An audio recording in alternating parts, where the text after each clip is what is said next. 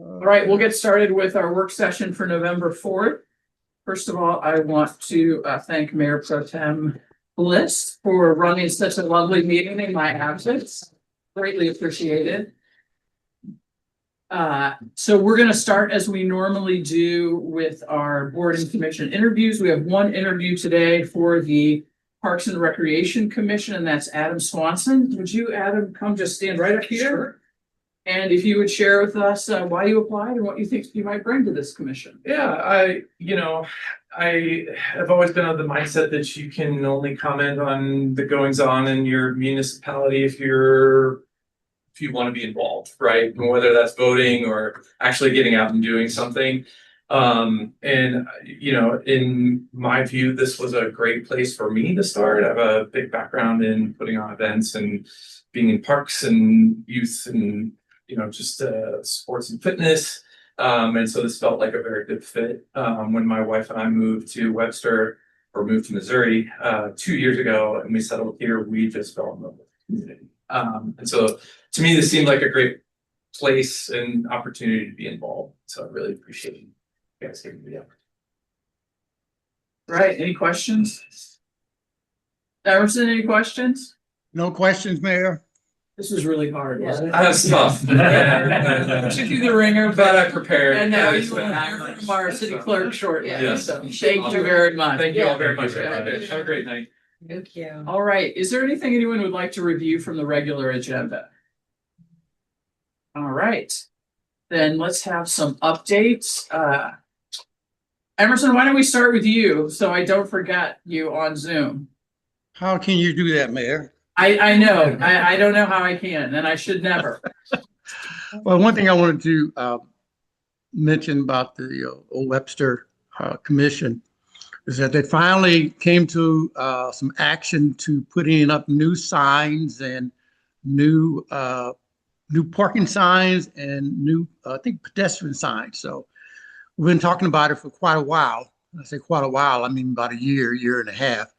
So it's finally coming into reality, and what I've seen is going to be really nice for the community and to be very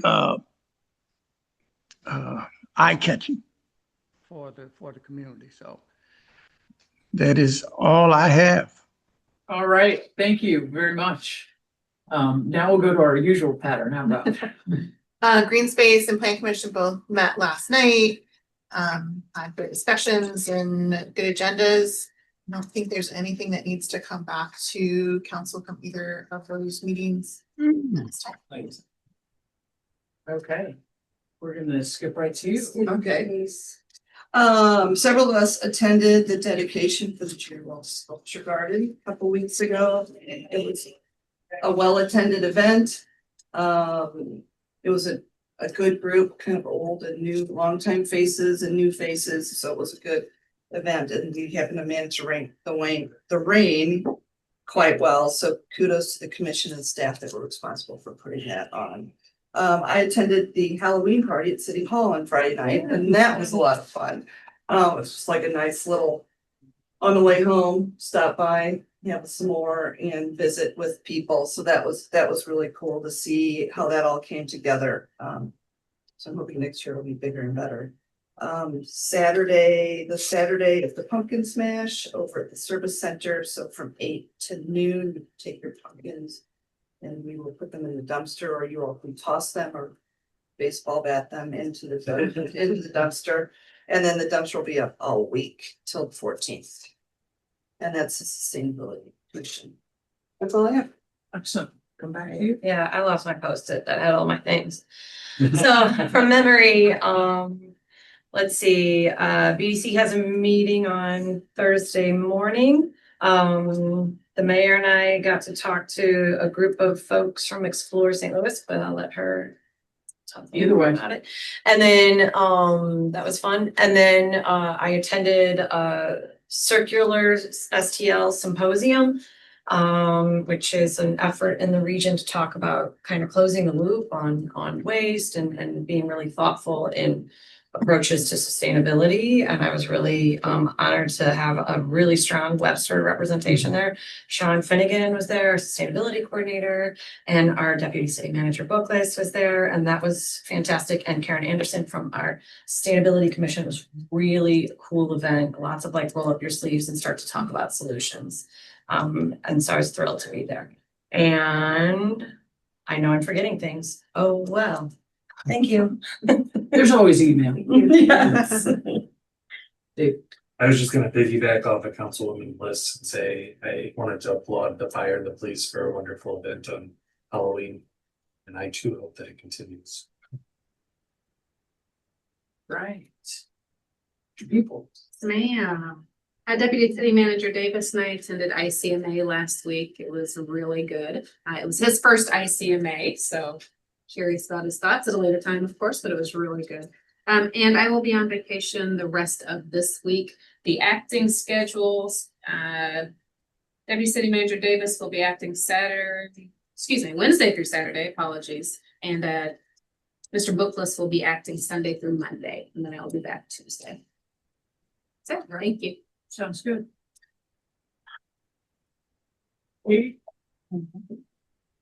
Nothing better.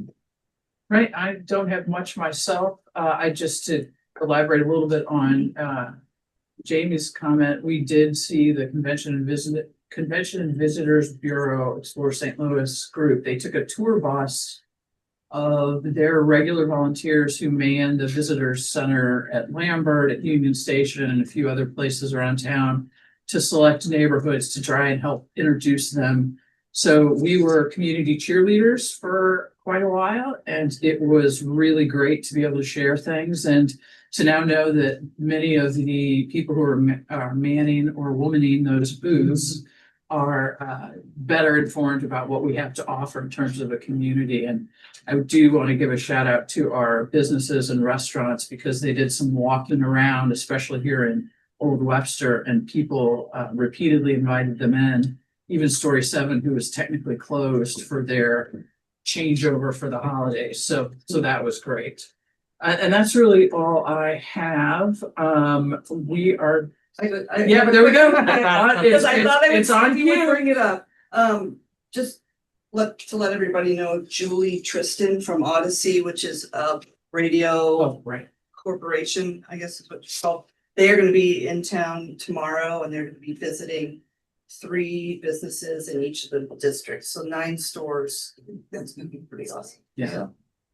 And I forgot There we to go. mention that last week. It was so great. And there was like just so much activity, Sculpture Park and Walktoberfest and the Fall Festival. Yes, And it was phenomenal. Yeah. Last weekend. Yeah. It was last Yeah. weekend. Yeah. And to dovetail into that is also Make a Difference Day, which is Yes. the thing I forgot to say, and that was really great participation, and kudos to Yvonne and Park staff and the community for really showing up for that. We had a lot of participation across multiple sites. It was really, really successful. very active weekend. It was. The police Excellent. department were out on Big Ben, helping people cross. It was like, Yeah. it was great.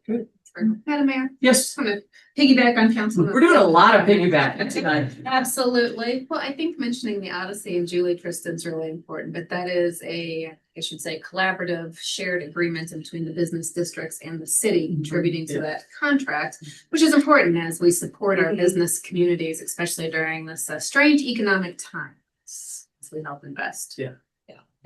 I'm glad you highlighted that point because it is a really strong partnership and it continues to evolve. It does. Yeah, and it's an unusual commitment from a municipality. It is indeed. All right, so we're going to move on to our topics. And our first topic, David, if you wouldn't mind, I'm going to ask you to hop down one chair, is to get a report from the Youth Summit. So I am going to vacate my seats. And you all, if you will take the 3 here, let me move out of your way and then I will introduce you. I'll just come down here. Pull up the presentation on my computer. Sounds good. All right, so as they're pulling that up, I'm going to introduce you. As you all recall, we had about 20 students participate across 4 days, partial days on our first youth summit. We had some staff participation, we had some council participation. We were very fortunate. Lori Hunt is in the room somewhere. faculty advisor from NARICS, and then Allison Pryor, who can't be with us tonight from Webster Groves High School, were vital to pulling this off.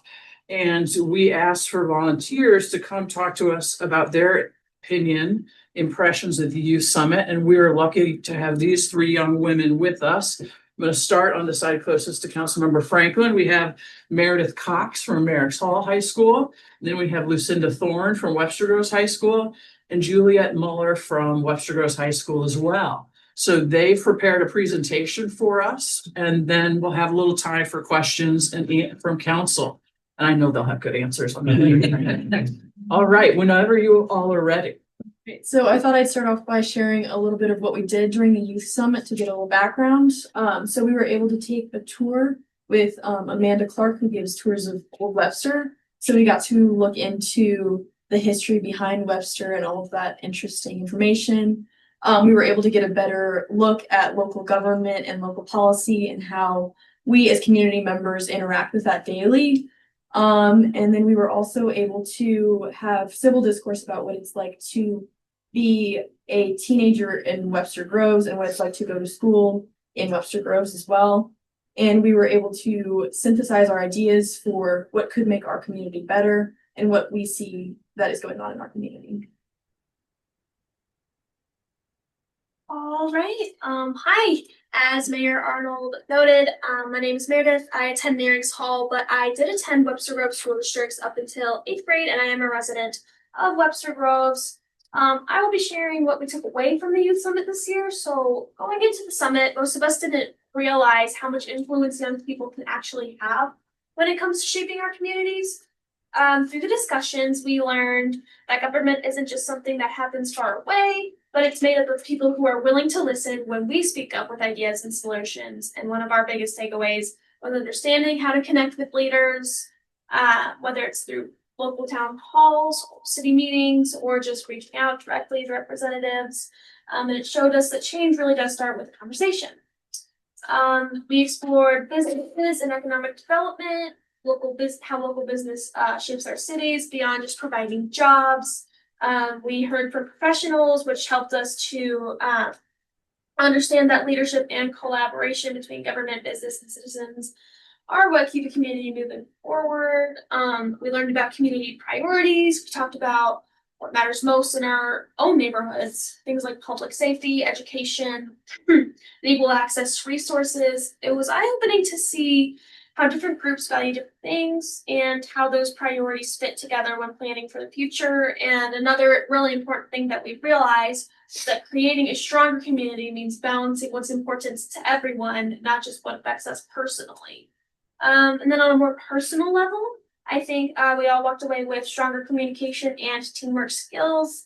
The summit gave us a place to share our opinions respectfully, even when we disagreed, having these courageous conversations. It pushed us to listen actively, think critically, and understand perspectives outside our own. Overall, the Youth Summit showed us that leadership doesn't mean waiting until we're older or more experienced, but it means stepping up now, even small ways to make a difference, whether that's writing a local official, helping organize a community project, or just starting conversations about change. We have the tools and the voice to do so. Hi again, I'm Lucinda. I'm a senior at Webster. And I think kind of the whole group agreed that by the end of the summit, we all kind of entered this new world of questions and things we wanted to delve into a little bit more. So we were all kind of okay, we want a space to be able to do this year round, not just for a 4-day program like the summit. We think a council would be great to continue to foster relationships with our local government. I feel like as kids, we're told so much, you can do whatever you want. If you want to see a change, go do it. But it's we aren't really given the resources to do so. So this would kind of provide a space for us to be able to voice our opinions and share what we care about in a more serious setting. It will give us real world experience for future jobs and internships. If we decide to go, I know I want to go to college for government and politics. So it kind of just will be able to give us like an opportunity to dip our toes before we fully commit to a potential career. And it'll give a space for civically minded high schoolers to be involved in local government and be able to share our opinions, disagree, agree on things, and kind of have a space outside of the classroom to discuss issues that we really care about. And yeah, so that's why I think most of us felt really strongly about continuing this relationship and taking it further. Thank you. Thank you.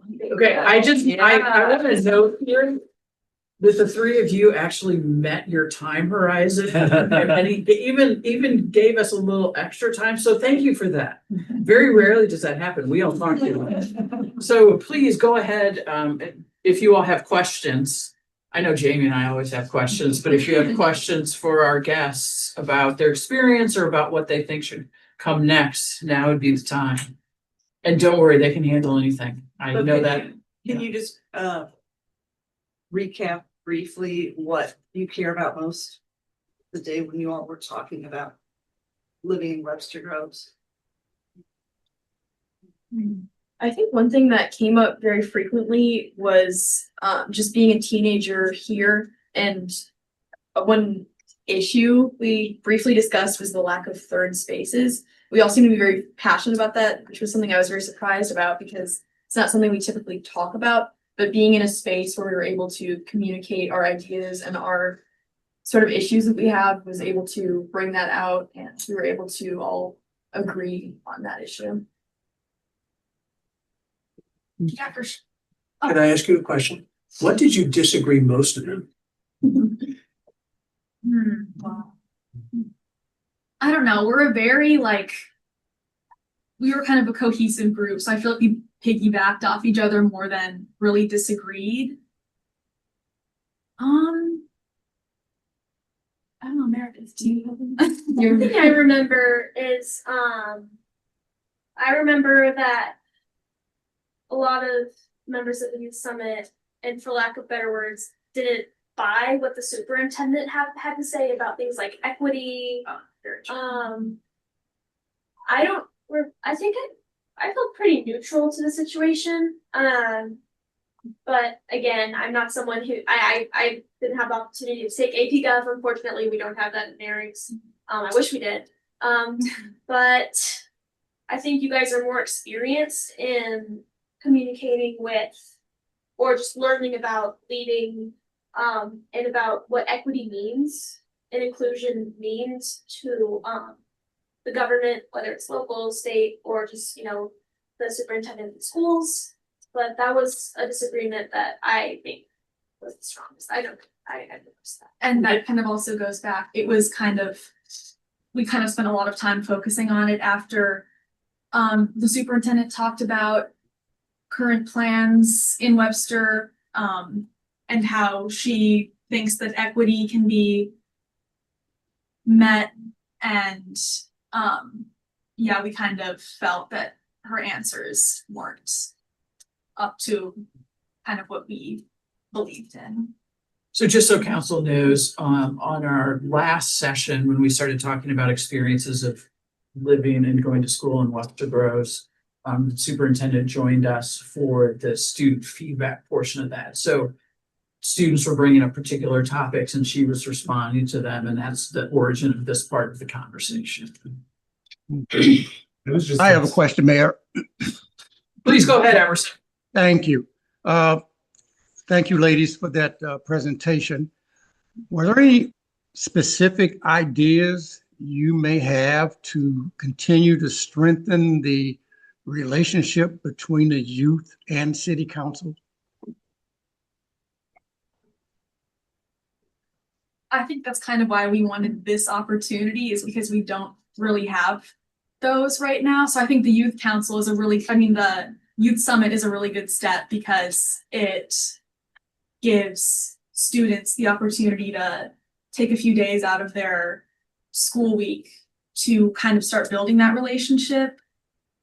But yeah, we want routine opportunity to meet up, So just Lucinda, so you know, you did mention the youth council, but you just said council. And the word council gets used in so many contexts in this building. Do you all want to elaborate a little bit more on, because that did seem to be the biggest takeaway of what is the next step?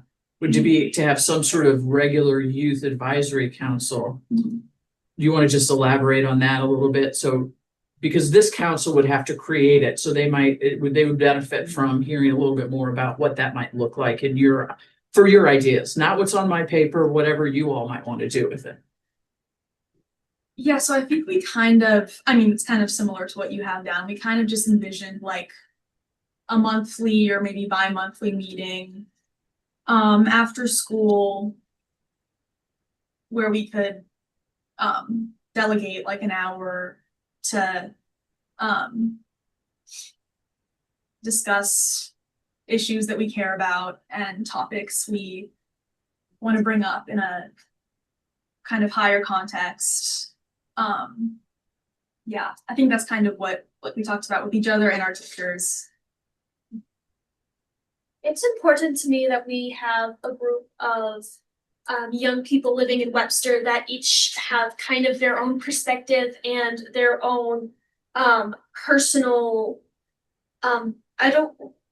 personal kind of mission and experiences that they want to bring to our city. Like, because what's personal about it for me is I live with someone, my dad, who is unfortunately disabled. He has MS. So things like, I love the authenticity of Webster, the old houses. Every house looks different, and it's hard to find something like that these days.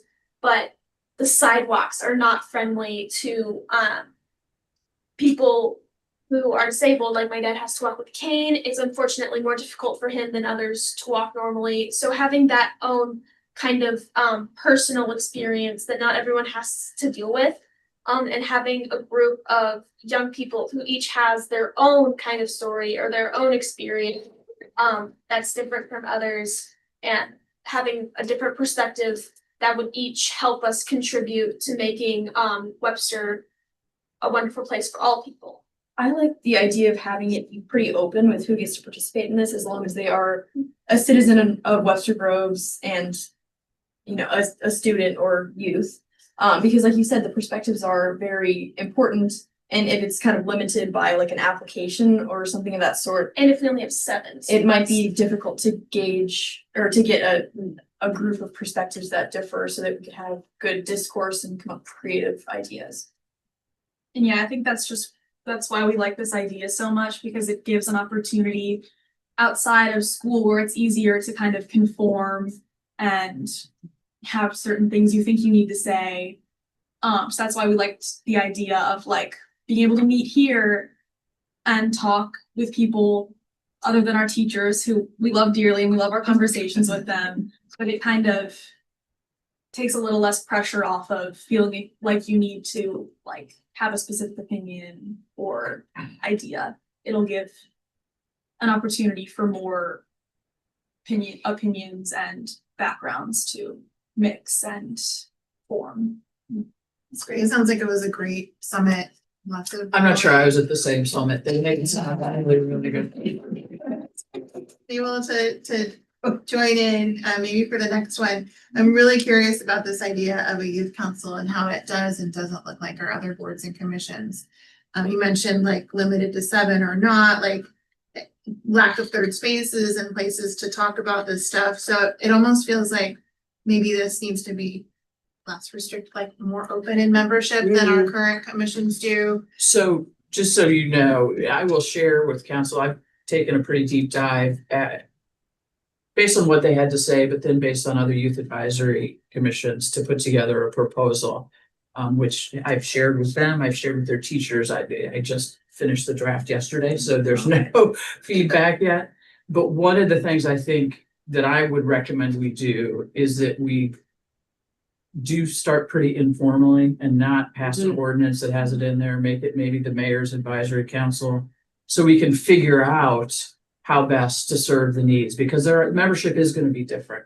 You have people cycling off to college. What does it look like? How young do we want people to come? What does that mean for continuity versus what does it mean for new ideas? And so council's gonna have it, I'll share this with council and we'll have an opportunity to suggest it. And one of the interesting things that in Clayton, rather than having a city staff member assigned to it, they get a community volunteer who does some of the logistical organizing part of it. So it isn't, and we're not putting another council on staff necessarily. Participation would sort of be as topics arose that needed staff input. So there are some ways to think about it in terms of the structure that will give us more flexibility, both for this from the student perspective and from our perspective of trying to figure out what it should really look like. Yeah, I think you touched on all the things I would like, and then like the flexibility, the size, you know, if we're gonna have terms like the turnover and how people come on and come off with graduation and you know, it doesn't fit a normal like 4-year commission term that we have.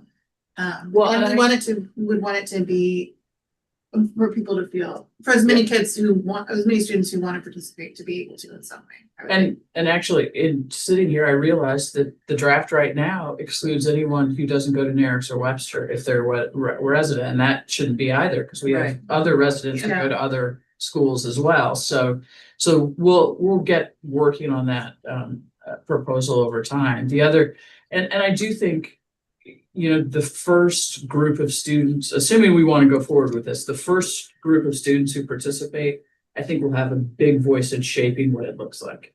Is it monthly or bi-monthly or quarterly? What is the content going to be? I mean, you know, one thing that came up in the summit is a number of your peers, and I think, I'm not trying to remember, maybe Juliet, it was you, somebody talked about middle school and how middle school students also should have some sort of voice. And so do we task this group of high schoolers with figuring out how to reach out to middle schoolers in some way? But I think they should have a role in shaping what their agenda is going to be after we've set some basics for them. Mayor, you might want to ask the Board of Education for their guidelines.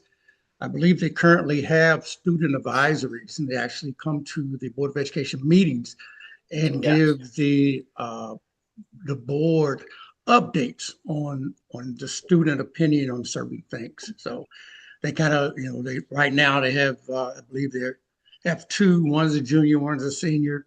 The senior drop off, so the other one continues on. So they have 2 years of experience. So I believe their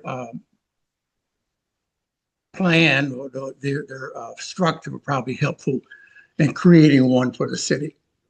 Yeah, thanks, Emerson. I do think that's right. You know, another thing that's not currently in the proposal is what's the reporting mechanism from the youth council to the broader council? Because, you know, part of the reason of having you all in the room is so that we don't in some way filter what you have to say. So there should be a means for you to directly interact with council as an advisory commission as well.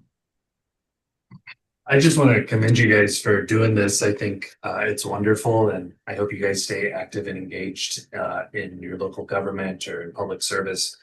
And I think my favorite part about this is the cross-pollination between Webster High and Narix, and I hope that can continue because I think it's an important concept or perception here in Webster Groves. I have two questions. First is kind of personal.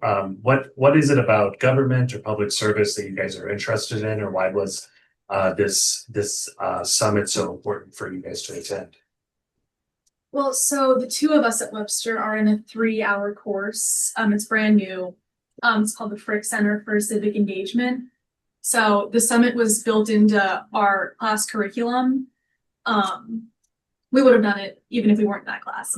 But I think what draws me most to politics and like public service is just being able to be like genuinely close to the people in my community and hear directly from people what their experiences are and what's important to them and how I can use my resources to help them. And it's kind of, I don't know, that's what I love about it, is just being able to like make a positive impact on people around me, like their lives.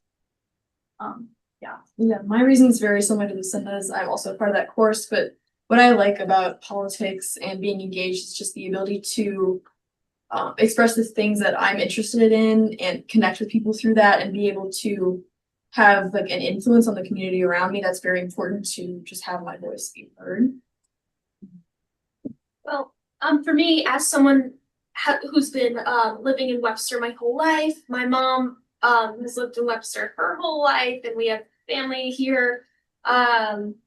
In today's day and age, with all of this conflict happening in the world, being able to live in a rare place like Webster that fosters this community rooted in love and acceptance is something that I've always admired about the place that I live. And though I'm not sure if I'm interested in going into government and politics when I grow up, just seeing the opportunity to get involved and understand the inner workings of this place that I hold so dearly to my heart, it was important to me, and it wasn't an opportunity that I could just pass on. Excellent. Thank you very much for sharing that. I really appreciate it. It seems like, I think everyone wants to be heard, and I think the younger generation, we government in general fails to hear from the most. So I'm gonna give you, this was my second question, so it segues pretty well. Are there any issues that you would like this council or the county government to concentrate more in depthly on? I know that, and I'll just give you some examples. I know that in Webster, we were dealing with parking issues around the high school recently. You indicated sidewalks or ADA accessibility. Is there anything else that you guys can think of that, hey, it would be nice if my local government would concentrate a little bit more directly on that?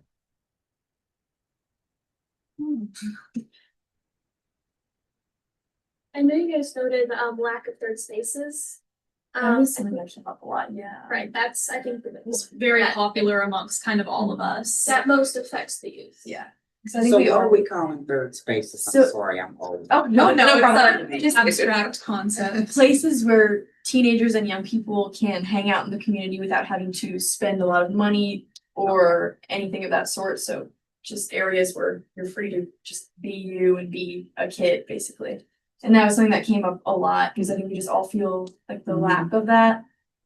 And third spaces don't just apply to teenagers and young people. But I think that was kind of the teen issue was important to a lot of us, just to have a space to like act like a teenager and not be, I don't know, judged or undermined. Like Breadco is a third space for a lot of kids, right? I mean, because there's Until not they another leave, one. until they leave. Yeah, like a thing, like that's, a library, of the Y, a pub, if not for high school, of course, but like someplace where you can have not work, not home, where you have like some community. Like plazas, like where there's no barrier to entry. You don't have to buy a coffee. You don't have to, like, that's how I envision Yeah. third spaces is like Yeah. safe for everyone to go. Like your granny can be sitting on a bench and, you can be hanging out with your friends and a mom pushing a stroller. Like those spaces, yeah, those are lacking in our infrastructure, not parks. Like parks are great. We love our parks, Yeah. my goodness. Different, But yeah, and adjacent to businesses Mhm. is where I see that, because then you guys can, buy your bagel or whatever, and you don't have to like be worried about, being, for lack of a better term, policed in an establishment. You can just go outside and be loud. And like other issues that we deal with in Webster, it's not unique to Webster, right? Like, I mean, it's not country world Yep. issue or how those, but we can affect where we are. Excellent. Thank you very much. All right. Thank you, all three of you, for being here. We really appreciate it. Thank you for so well representing the larger group. I think they would all feel like they had been heard through what you had to say. So I'm personally grateful for that. I know council more generally is. And then I do just want, I talked about, we had two teachers who helped us, faculty advisors who helped us. I should also mention that Brian Keller from the school district, the director of social studies curriculum, was good to help in planning, as well as Carrie Ahrens from the Chelsea Center. And just so council knows, I mean, we started planning meetings for this in June, I think it was, and Those faculty members took time out of their summer, which usually is their off, to help us put this together. So just want to give them one last shout out. All right, thank you. You don't clap a lot. You're welcome to stay for all the rest of our meeting, but you're also welcome to go home and do all the other work that you have to do. All the good work, yeah. Nice work. Thank you for giving us a chance to be able to. Absolutely, and we will be in touch with all of you. Sounds good. We know where to find you. Again, thanks for the opportunity. Sorry, Karen, I took your seat for a moment there. Okay, we are now, well, Karen, do you want to just stay right here? Yeah, I was just. And then we're gonna have our SS4A update. That way you can, if we have a thing, you can drive that, you can sit at the pace. I'll stand You wanna right stand? I'll Okay. stand. And We're interviewing you. that's no fun having to follow that. These things are very impressive. And They are. thank you for inviting staff to that as well. I went for a few minutes, observed, and it was great just to listen to the chaos. Okay, SS4A update, and I apologize for not having a handout or a presentation. I had been expecting some information from a consultant. I put everything on the agenda. They didn't meet the deadline, but I thought I could still update you with some information nevertheless. So I'll start out with the fiscal year 25, some financial updates for you. Funds that were allocated for SS4A comes in 3 tranches: a base phase, phase 1, and phase 2, and you only get that piece of pie for each phase. Currently, we're in the base phase, which is the beginning phase. The city was allocated $955,760. That covers things such as environmental review, data collection, the development of a comprehensive safety action plan, and other associated activities that go along with that. Up until the most recent reporting period, which is like a month or so ago, about $154,000 had been expended. Of that, $30,800 was Webster Grove's money, the rest was federal dollars. So that leaves at the end of fiscal year 25, about $802,000 is what we left over. And I will say that if we don't spend all the money from the base phase, it rolls into phase 1, and likewise it can roll into phase 2.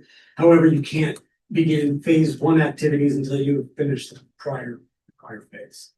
So some of the recent activities that have occurred with SS4A primarily was a lot of data collection, the crash and safety data. The environmental review process has been going on, and that's what we've been hiring a consultant to take care of. And as well as the safety week, if you're familiar. I know I saw some of you on the safety walk audit, which was great. We walked all the way from Lockwood down South Elm, all the way to Big Bend, wrapped around to Gore and came all the way back up. And folks were identifying what appeared to be safety issues, some of which the students talked about, and that was the condition of the sidewalks, the width of the sidewalks, things of that nature. There was also an open house and a focus group in North Webster. Current activities, the environmental review continues to be developed, and this is what takes me back to why I don't have a document to present to you tonight, and that is that the consultant is going to be coming back to you for a supplement to their contract in order to complete the environmental review. And that's because there have been some additional federal highways requirements that were identified by the feds.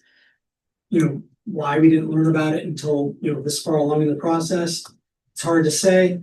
I will say it's probably a challenge working in federal service right now for everybody.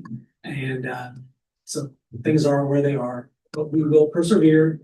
And at your next meeting, I will present what that supplement will be. We'll have a full scope of services of the additional things that they need to accomplish and how much that will cost. We anticipate that that'll be completed in the first quarter of 2026. Also completed in the first quarter of 2026, and I say completed in the first quarter, I'd say probably the early half of that first quarter. Also will be a preliminary draft of the comprehensive safety action plan that's built upon a lot of that data that they're collecting in terms of what type of improvements are necessary in the city and where the problem areas are. And then the next phase, which would be phase 2, would be that would be, yeah, I'm sorry, phase 2 would be when we would construct the demonstration projects and get the feedback on those demonstration projects. And the feedback goes back into the comprehensive safety action plan for a final draft that will be eventually presented to you probably in second or third quarter of next year. The task force, which has been on hiatus since the summer, is reconvening in just a couple of weeks on November 17th, and they're going to start meeting quarterly after that. The feeling was they were probably meeting a little bit too frequently before, and there wasn't enough for them to do, and we want to keep everybody engaged. We're also going to do a couple of additional safety walk audits. I think I mentioned that to you at your last meeting. Well, we're going to try to do one in North Webster as well as one maybe in Southwest Webster. And as I mentioned, the comprehensive safety action plan should be completed in the first quarter of next year. Final design occurs in the first quarter of next year of the demonstration projects, with their implementation being Q1, Q2. And I don't know if you're all familiar with this. Some of these demonstration projects literally will be in place for 2 or 3 weeks. And while some of them will be longer term. And we'll hope to get a lot of feedback on all of those. And the reason they're only in place for 2 or 3 weeks, to give you an example, say a permanent solution would be to build a curb. Well, we can't do that as a demonstration project very easily. So maybe it's a matter of putting in cones temporarily or a stack of tires. So there are various things you can do to sort of simulate that permanent structure. So we'll do that. Those will be in place for a couple of weeks. We'll have some surveys set up for folks to give us feedback. And as I said, all that information gets fed back to the consultant to develop that final comprehensive safety action plan. And frankly, that plan is the true product of this whole process. The demonstration projects inform. And then in the future, when maybe we can seek implementation funds again from the feds to build those the permanent infrastructure, you'll have a plan in hand that'll help guide your decisions and prioritize things where you want to see built and when. And it will also help you when you're applying for federal grants that you have that plan. Because as you're probably familiar, when you go to East West Gateway, for instance, for funds, they score you, and some of the points you get are based, you have a plan that says you what you're asking to do. And say yes. We'll have partners such as MoDOT or the county or whoever involved gives you a few more points. So that's kind of where we are right now. As I said, I'll be returning at your next meeting with the proposed supplement, and hopefully you'll be in agreement and I'm not asking for too much. David, with the implementation of the, oh my gosh, I'm having such bad brain fog today. The pilot program. So demonstration. Thank you. What does the outreach look like to the community? Like specifically, if we're doing something near, some residential houses, are we sending letters? I know we'll probably amp our social media presence, but what does the menu look like for outreach to folks? So we haven't totally fleshed that out. Okay. But certainly social media. We've used yard signs in the past. Yes. Flyers. We have a public affairs manager here Yes. that is beyond reproach. Yes. And I think he'll help spread the word. I suspect we'll do some videos. Okay. In fact, we'll be filming a video for an unrelated project this week. So I'm excited to do. And I think that really engages people more so than just a static image with some text. Yeah. They like to hear people talk. They like to see you walking in the street. Okay. Is there budget for that outreach in the grant budget? There is not. So. Some of it's pretty low cost. No, just curious. Just low like, cost.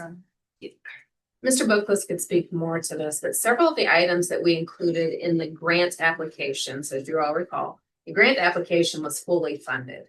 After that, we did the grant agreement. Many of the things that were in the grant application were not funded or allowable items in the grant agreement. Part of that, it doesn't make sense to me.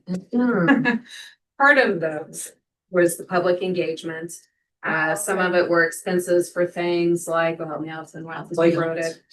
Helmets for doing some of the bike things, some of the school education outreach, all things that were funded in or written in the grants, had budget lines explained in the narrative, but again, we're not allowed in the agreement.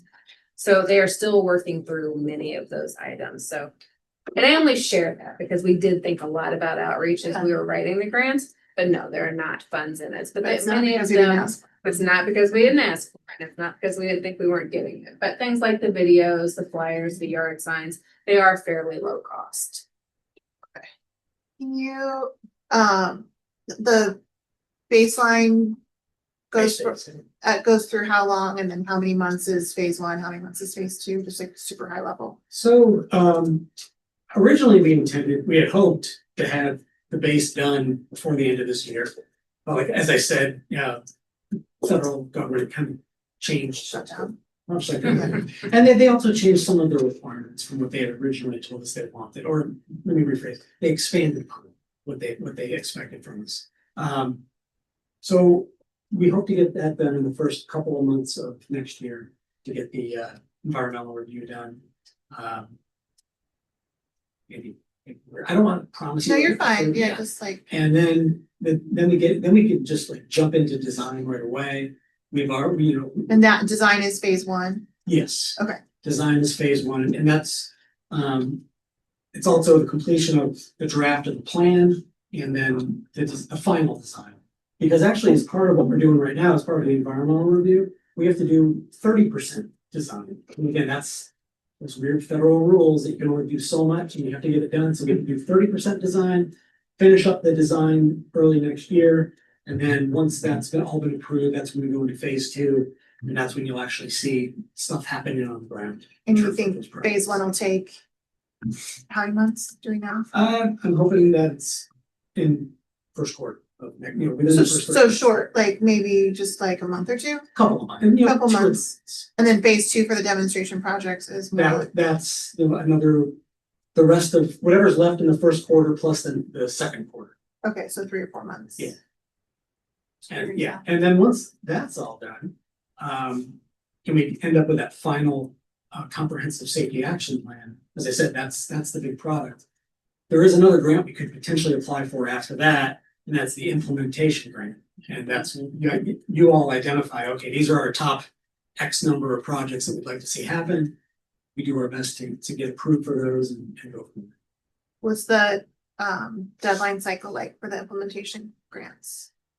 They haven't released the note. Is it like rolling or is it once? It- We don't know. it- We don't it's think not- we it's not know. Their schedule It's is, the vacuum of Washington DC. thank right you, now. yeah. Nobody knows. I didn't know. we And, had- and I mean, we we don't can have. ask and nobody wants to give you a No, first it's commitment. fine. Yeah, you have this. But isn't part of the good news, and first of all, I appreciate the restatement that the product we're actually getting is the plan as opposed to the Yes. demonstrations.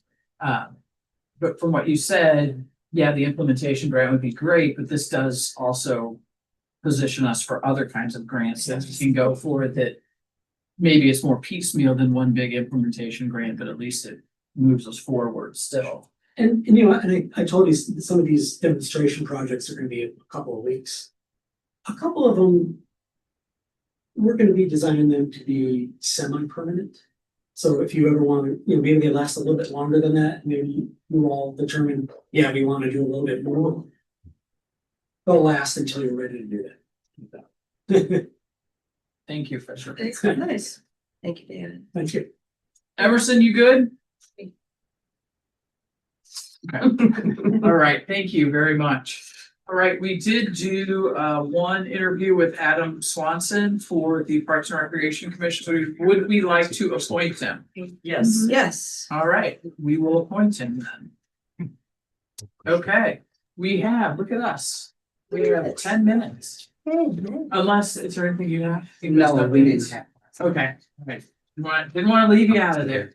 All right, just a reminder, we do have on Friday, for those of you who are able to attend, an Education Senate session with Kristen King Reese, who is a national expert on community land trust. So that'll be here at 4 o'clock. I promise you it will not last more than an hour. Is it a happy hour? I know, that's You know, I thought about it. Am I allowed to bring alcohol to a council meeting? I don't know. You're sitting here with council. The people who make that decision are right here. Right here, okay. I'm not sure how I know it's still recording, by the way, so I'm not sure how the public might look upon that, but. some pass. Yeah. All right, so we'll reconvene right at 7:30 to get going in chambers. Thanks, everybody. All right, welcome to the November 4th meeting of the Webster Grove City Council. We welcome your views and comments. If you are with us, we'd ask you to fill out a comment card by the door and turn that in at the end of the dais. If you are on Zoom and you would like to make a comment when the appropriate times comes, would you please raise your hand or use that function and we'll call on you. Comments are limited to 3 minutes. We really do want to hear from you if you're here. I'm looking at a relatively empty room, I have to say, except for welcome staff. We're happy to have all of you here. We appreciate all your hard work that you do week in and week out and attending our meetings as well. So thanks for that. Well, and Mr. Buck, that's right. Hi, Dave. All right, we'll start with the call of the roll. Yes, Mayor. Mayor Arnold, Here. Councilmember Bliss. Here. Councilmember Franklin. Here. Councilmember Smith. Here. Councilmember Alexander. Councilmember Hickson Shepherd. Here. Councilmember Assemeyer. Here. All right, we have a proclamation today for Native American Heritage Month. And I'm not going to read every word of this, but I do want to highlight a few things. November is designated as Native American Heritage Month, and we commemorate the history, heritage, and culture of Native Americans and Alaskan Natives. And we want to acknowledge that Webster Groves is located on the ancestral, traditional, and contemporary lands of the Osage, Kaskaskia, Kickapoo, and other tribes. And we will celebrate throughout November the Native American Heritage Month here in the city of Webster Groves, and we want to recognize and celebrate the culture and heritage of Native Americans and reaffirm our appreciation of the ideals of our first American ancestors. Now I'll read this part because this is the official part. Now, therefore, I, Laura Arnold, Mayor of the City of Webster Groves, and the entire City Council do hereby proclaim the month of November 2025 as Native American Heritage Month and urge the residents of our community to celebrate Native Americans and Alaskan Natives for their contributions to our country. All right. We will now move on to the remarks from community and visitors. I do not have any comment cards. Is there anyone on Zoom who would like to raise their hand and make a public comment? I don't see anyone. This might be the first time, and I don't know how long that we haven't had a single public comment.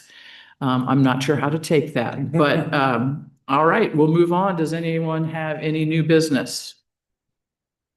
No? All right. We'll move on to unfinished business. Councilmember Hassemeyer, could you call for the third reading of bill number 9290, please? Yes, Madam Mayor, I'd like to call for the third and final reading of bill number 90.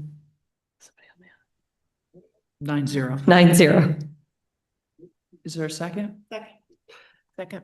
Bill 9290, third and final reading. An ordinance amending Chapter 60, the Traffic Code, Article 7, Section 60.965, Schedule F, miscellaneous stops of the Code of Webster Groves, authorizing installation of a stop sign on Key West Avenue near its intersection with Tuxedo Boulevard, and the installation of a cross-traffic that does not stop plaque.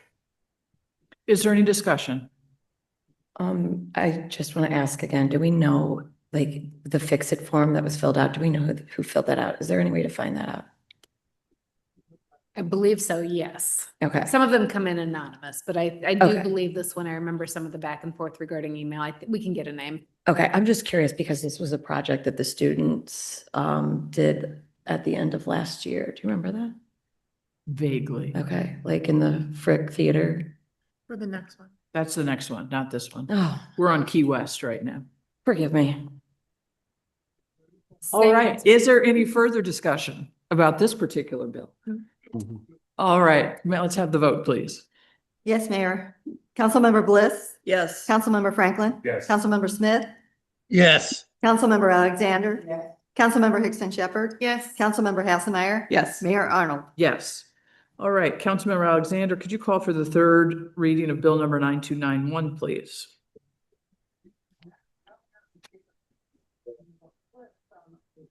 Second.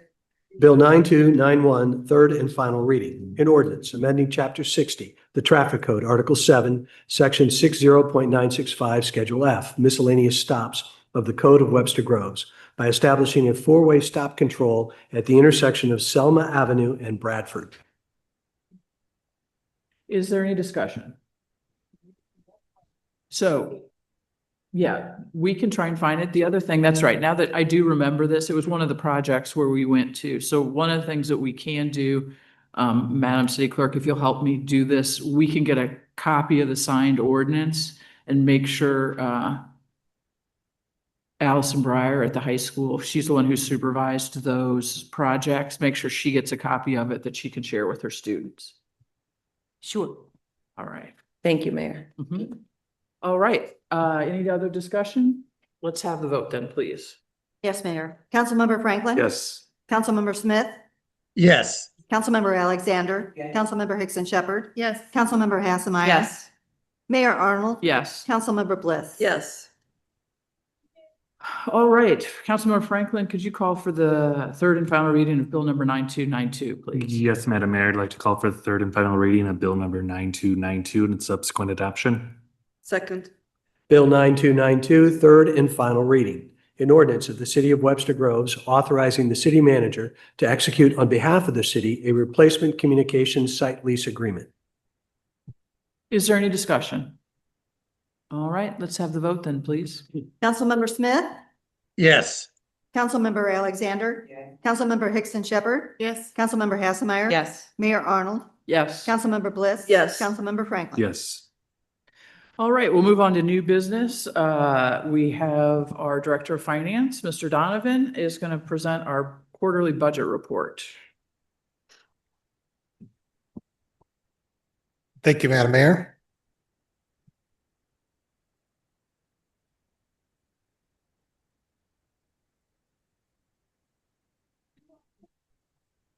Do the PowerPoint first, please.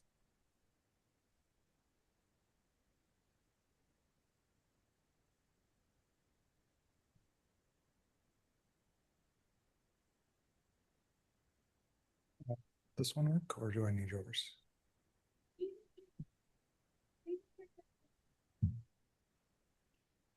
Okay, great. Or suppose we would have it turn on. There we go. Good evening, members of the council. Thank you, Madam Mayor. And yes, this is our first quarter budget update for fiscal year 2026, ending on September 30th.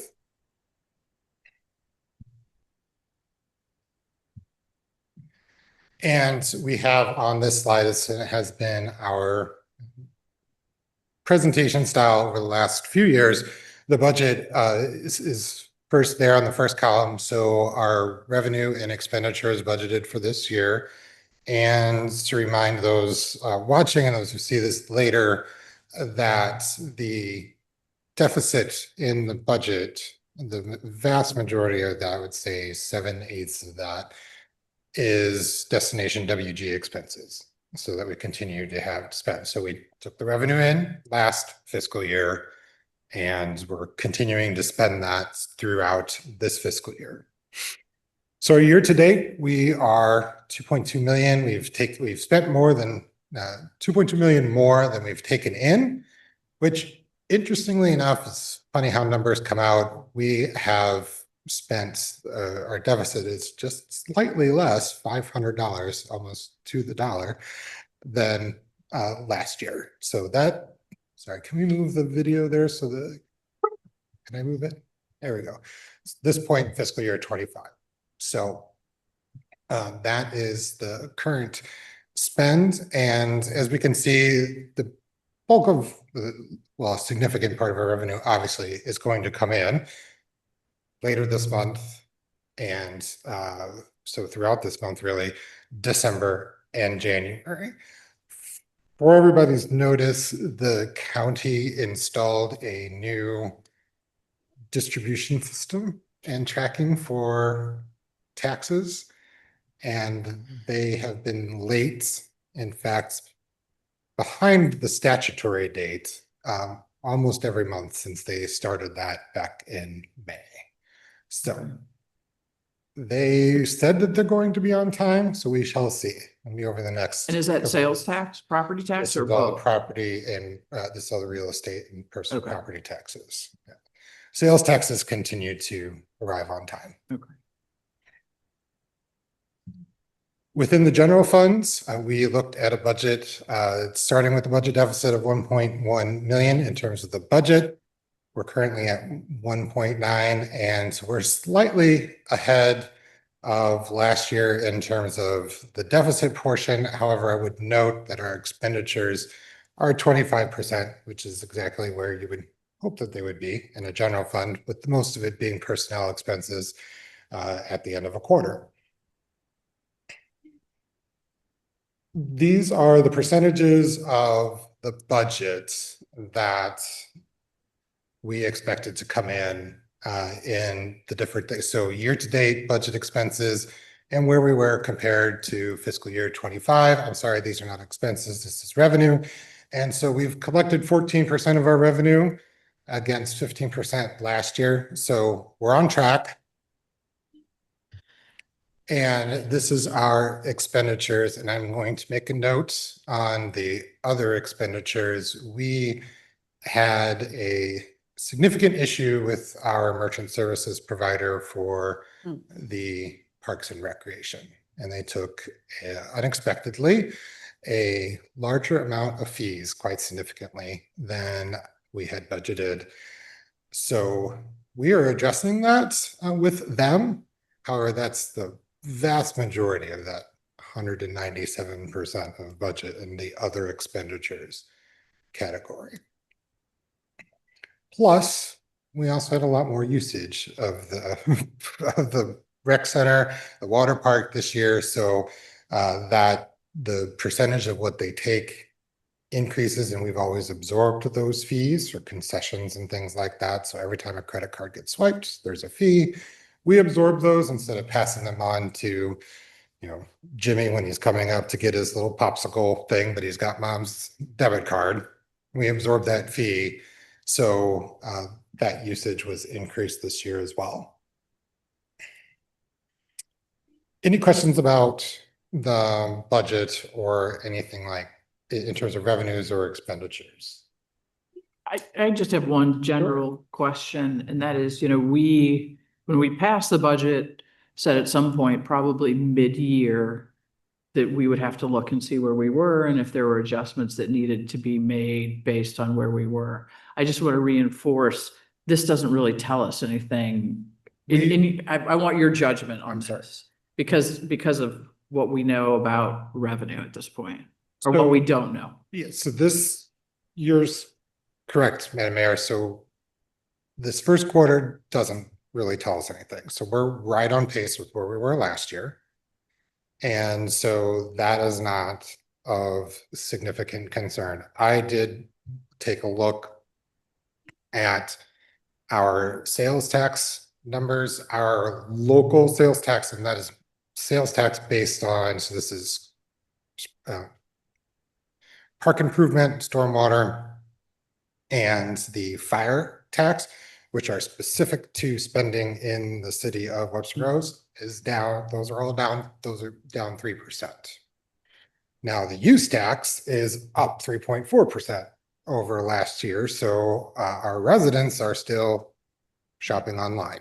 So, but people spending money inside the city of Webster Groves, that's down 3%. And then the county sales taxes and those affected, so public safety and capital improvement are basically flat. And this is on a calendar year basis. So I was concerned, and I shared that with everyone when we put the budget together about where the sales taxes were going to be.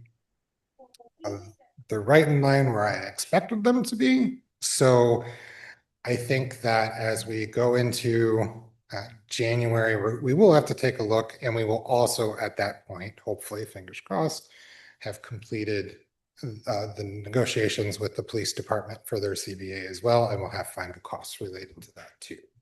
So, and I think at that point, when I come back to you for the second quarter presentation in conjunction with that, Dr. Peoples and I will have had conversations. We were already starting the budget process for next fiscal year internally to give you some ideas about where we're going and better a sense of projections. So, and it will of course depend on how sales taxes continue to hold up as we go through the holidays, which is a big deal, obviously.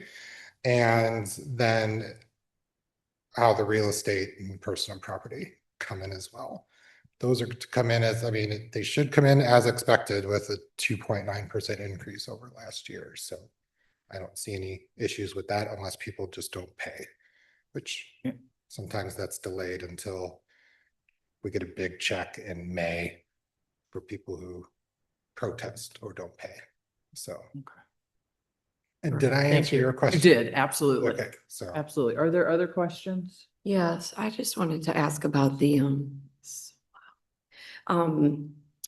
credit card piece of that. Is that something that we've had a discussion about? I know like it was a really popular fun hop in place this summer. That seems high. The increased fees are unexpected and I am challenging them with the company. So I don't have any further update than that, except that I'm engaging all of our opportunities there. We were already in the process.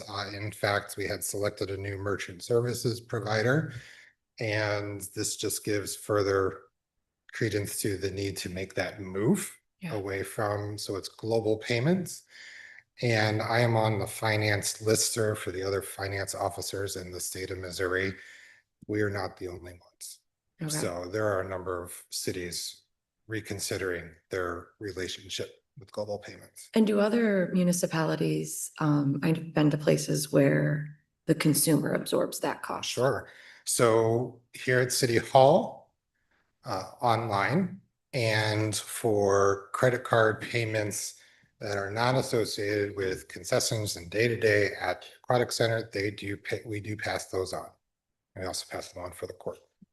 Okay. However, for concessions, which is our largest single volume of transactions, so we get charged per transaction, and then we get charged the percentage of the transaction. We have been absorbing those for years. So for the concession stand particularly. And we had a significant increase in usage. Gregory, can I address the contractual question for just a minute? Sure. So what we have is a contract that was signed under the previous city manager. It appears to have never been approved by council. And so in order for that contract to be enforceable, it had to have been approved by council. This isn't purchasing a vehicle within a certain, this is a service contract that lasted for a period of time that had built-in extensions. In addition to that, it had provisions for, as many of these contracts do, for rate increases, but it required notice be given. The notice that was given for the rate increases was when you got a bill, you had to look carefully to see that there had been an increase that had been applied. That was it. So typically notices when there's going to be a change would be a separate letter, not the bill, that would say, this is what we're doing, here's what the rate increase is going to be, so that you're alerted to it. Part of the reason that you're doing that is because you also have renewal periods that would come up. And if you want to challenge the rate increase, it would give you an opportunity to do that. And if you don't like the increase, it would give you an opportunity to terminate. Well, once we looked at the contract and realized that it had never been approved by you all, there's no history of showing that it was ever brought to council for approval. We then sent a letter to the company challenging, number one, the increases because they would have failed to have met their own requirements for notice. But then number two, whether or not there's even an agreement in place that would allow them to increase those rates at all. So we're waiting to hear from them. But in the meantime, Gregory's moving forward with the challenge. Gregory brought it to me and said, hey, what do you think? And once we delved into it, realized that there were a lot of problems with this particular contract. So if there wasn't a valid agreement in place, do we just correct that or are we looking for a refund? We're looking for a refund. All right, additional questions? This might be a good time to remind council that at our next meeting, we're scheduled to discuss revenue options. Remember, if we were going to submit anything to the voters in the spring. We have to do that by January deadlines for ballot access. So you'll hear from Mr. Donovan next week, but you'll also get from me and from Dr. People some information just that we've already heard, just to remind you, because we need to get to the decision-making part of this and not the discussion part of it. Did you want to add anything? No. Okay. All right. Thank you very much. Appreciate it. You're very welcome. All right. Is there anything anyone would like to remove from the consent? Oh, no, you need to do, yeah, sorry, I'm moving along. Okay. Sorry I about would that. never dare interrupt the mayor, so. I apologize. That was very rude of me. Quite all right. So briefly, our investment report highlights, so we have 35.3 million in cash and investments. So the total invested at the moment is, or at the end of September, was 23.3. There's your liquidity ratio, the yield spread, and the weighted average yields. We've had 2 cuts recently.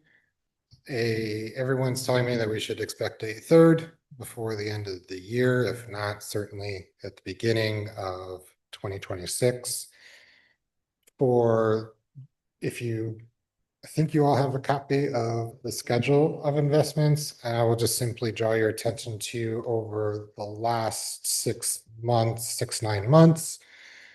I've been going long in terms of investments. So the vast majority of our invested funds should hold in the 3.5% to 4% range till the end of the fiscal year.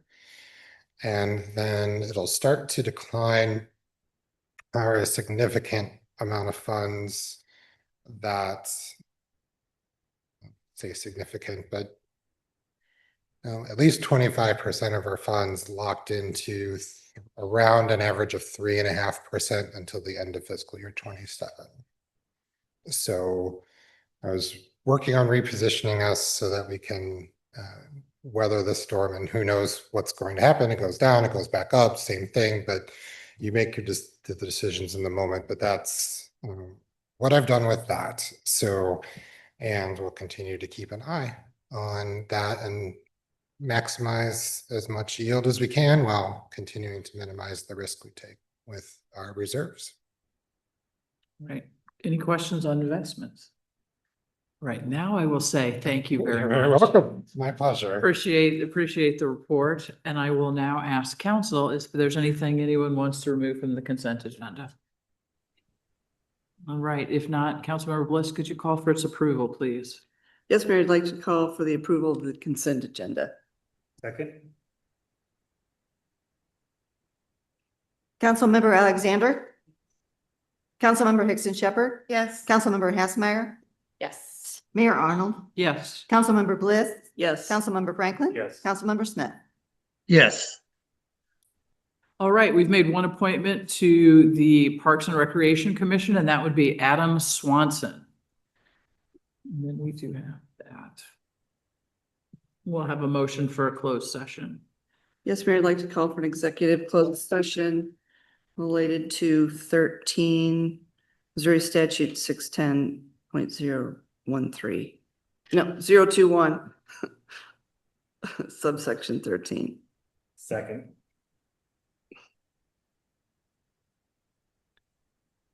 Councilmember Hickson Shepherd. Yes. Councilmember Hassmeyer. Yes. Mayor Arnold. Yes. Councilmember Bliss. Yes. Councilmember Franklin. Yes. Councilmember Smith. Yes. Councilmember Alexander. Yes. All right. Thank you all for joining us.